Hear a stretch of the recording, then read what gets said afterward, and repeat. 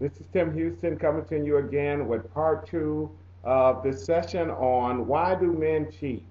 And in part one, I talked about how this came from the fourth chapter of my book, Men Are Dirt, and that men cheated because of the fact that the heart is the controlling factor of how a man would act. That it overrules what his mind would say, that it overrules what his thoughts or his even body would say to him. So his spirit of man, really his will or his desire, controls what a man will think or do.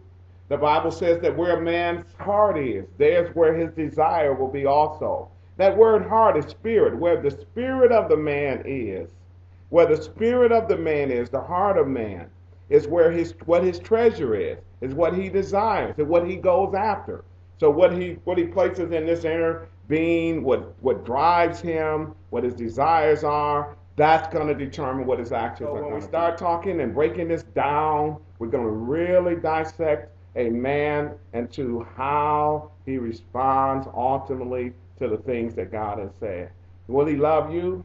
Or does he love God? Does he love himself? Does he respect himself?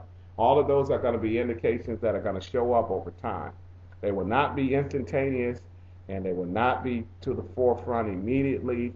But trust me, if you will continue to observe the things that come out of man, you can really get insight into the heart. This is part two of this session on why do men cheat, and really cheating originates in the heart of man.